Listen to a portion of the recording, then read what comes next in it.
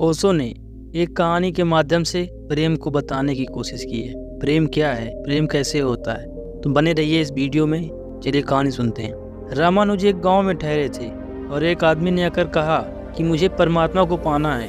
तो उन्होंने कहा कि तूने कभी किसी को प्रेम किया है? उस आदमी ने कहा, इस झंझट में मैं कभी पड़ा ही नहीं, प्रेम वगैरह की झंझट में नहीं पड़ा, मुझे तो परमात्मा को खोजना है। रामानुज ने कहा, तूने कभी झंझट ही नहीं की प्रेम की? उस व्यक्ति ने कहा, मैं बिल्कुल सच कहता हूँ आपसे।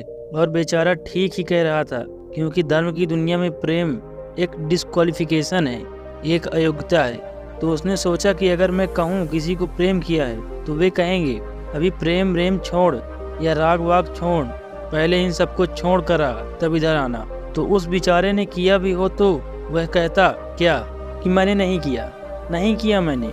ऐसा कौन आदमी होगा जिसने थोड़ा बहुत प्रेम नहीं किया हो?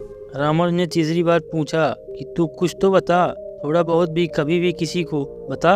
उसने कहा, माफ करिए, आप क्यों बार बार वही बात पूछे चले जा रहे हैं? मैंने प्रेम की तरफ आंख उठाकर नहीं देखा, मुझे तो परमात्मा को खोजना है। तो रामानुज ने कहा, मुझे क्षमा कर, तू कहीं और खोज, क्योंकि मेरा अनुभव यह है कि अगर तूने किसी को प्रेम किया हो तो उस प्रेम को फिर इतना बड़ा जरूर किया जा सकता है कि परमात्मा तक पहुंच जाए।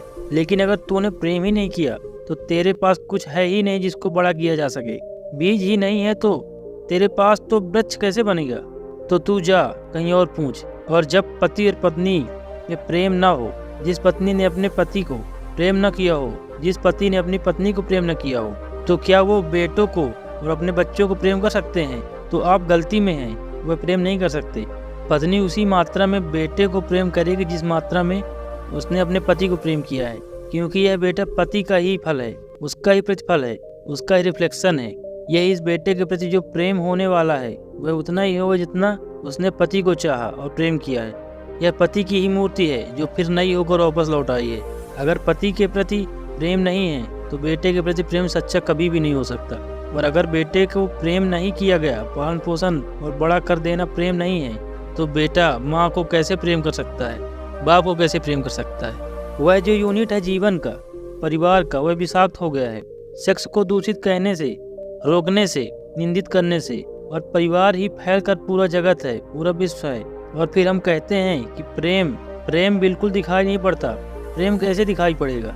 हालांकि हर आदमी कहता है कि मैं प्रेम करता हूँ। माँ कहती है, पत्नी कहती है, बाप कहता है, भाई कहता है, बहन कहती है, मित्र कहते हैं कि हम प्रेम करते हैं। सारी दुनिया में हर आदमी कहता है कि हम प्रेम करते हैं, और दुनिया में इकट्ठा देखो तो प्रेम कहीं दिखाई ही नहीं पड़ता। इतने लोग अगर प्रेम करते हैं तो दुनिया में तो प्रेम की वर्षा हो जानी चाहिए थी, प्रेम के फूल ही फूल खिल जाने चाहिए थे, प्रेम के दिए ही दिए जल जाते, घर घर प्रेम का दिया होता तो दुनिया में इकट्ठी इतनी रोशनी होती प्रेम की। लेकिन वहाँ तो घृणा की रोशनी दिखाई पड़ती है, क्रोध की रोशनी दिखाई पड़ती है, युद्धों की रोशनी दिखाई पड़ती है। प्रेम का तो कोई पता ही नहीं है। झूठी है यह बात, और यह झूठ जब तक हम मानते चले जाएंगे तब तक सत्य की दिशा में खोज भी नहीं हो सकती। कोई किसी को प्रेम नहीं कर सकता, और जब तक काम से परिपूर्ण आत्मा से स्वीकार नहीं मिलती तब तक कोई किसी को प्रेम करना भी चाहे तो नहीं कर सकता। मैं आपसे कहना चाहता हूँ कि काम दिव्य है, डिवाइन है। सेक्स की शक्ति परमात्मा की शक्ति है, ईश्वर की शक्ति है, और इसीलिए तो उससे ऊर्जा पैदा होती है और नया जीवन विकसित होता है। वही तो सबसे रहस्यपूर्ण शक्ति है, वही तो सबसे ज़्यादा मिस्टीरियस फोर्स है।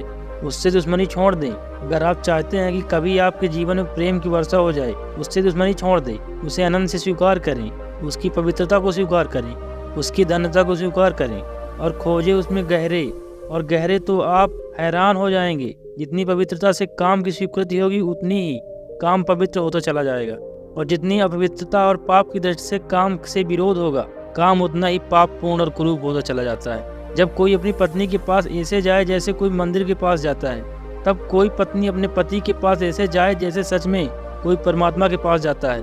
क्योंकि जब दो प्रेमी काम से निकट आते हैं, जब वे संभोग से गुजरते हैं, तब सच में ही वे परमात्मा के मंदिर के निकट से गुजर रहे हैं।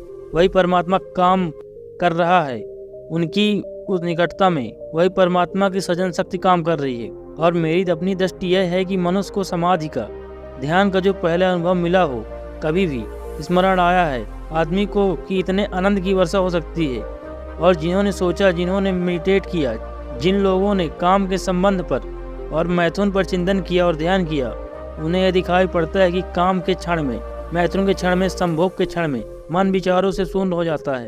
एक क्षण को मन में सारे विचार रुक जाते हैं और वह विचारों का रुक जाना और वह मन का ठहर जाना ही आनंद की वर्षा का कारण होता है। जब उन्हें सीक्रेट मिल गया, राज मिल गया कि अगर मन को विचारों से मुक्त किया जा सके किसी और विधि से भी, तो भी इतना ही आनंद मिल सकता है। और तब समाधि और योग की सारी व्यवस्थाएं विकसित हुई, जिनमें ध्यान और मेडिटेशन और प्रेयर, इसकी सारी व्यवस्थाएं विकसित हुई। इन सबके मूल में संभोग का अनुभव है।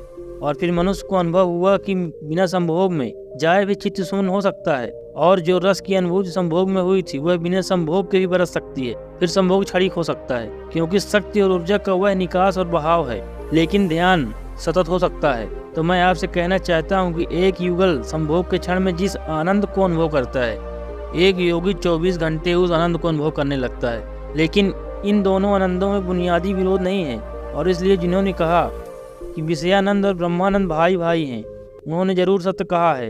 वे सहोदर हैं, एक ही उदर से पैदा हुए हैं, एक ही अनुभव से विकसित हुए हैं। उन्होंने निश्चित ही सत्य कहा है। तो पहला सूत्र आपसे कहना चाहता हूँ, अगर चाहते हैं कि पता चले कि प्रेम तत्व क्या है, तो पहला सूत्र है काम की पवित्रता, दिव्यता, उसकी ईश्वरीय अनुभूति की स्वीकृति। उसको परम हृदय से, पूर्ण हृदय से अंगीकार करें और आप हैरान हो जाएंगे। जितने परिपूर्ण हृदय से काम की स्वीकृति होगी, उतने ही आप काम से मुक्त होते चले जाएंगे। जितना अस्वीकार होता है, उतने ही हम बनते चले जाते हैं। जैसा वह फकीर कपड़ों से बंध गया, जितना स्वीकार होता है उससे हम मुक्त होते हैं। अगर परिपूर्ण स्वीकार है जीवन का जो निसर्ग है उसकी, तो आप पाएंगे कि वह परिपूर्ण स्वीकृति को मैं आस्तिकता कहता हूँ। वही आस्तिकता व्यक्ति को मुक्त करती है। नास्तिक मैं उनको कहता हूँ जो जीवन के निसर्ग का स्वीकार करते हैं, निषेध करते हैं। यह बुरा है, यह पाप है, यह विष है, यह छोड़ो, यह छोड़ो, यह छोड़ो। जो छोड़ने की बातें कर रहे हैं वे ही नास्तिक हैं। जीवन जैसा है उसे स्वीकार करो और जियो उसकी परिपूर्णता में। वही परिपूर्णता रोज रोज सीढ़ियाँ ऊपर चढ़ती जाएंगी, उठती जाएंगी। वही स्वीकृति मनुष्य को ऊपर ले जाती है, और एक दिन उसके दर्शन होते हैं जिसका काम में पता ही नहीं चलता था। काम अगर कोयला था तो एक दिन हीरा ही प्रकट होता है प्रेम का। तो पहला सूत्र यही है। धन्यवाद।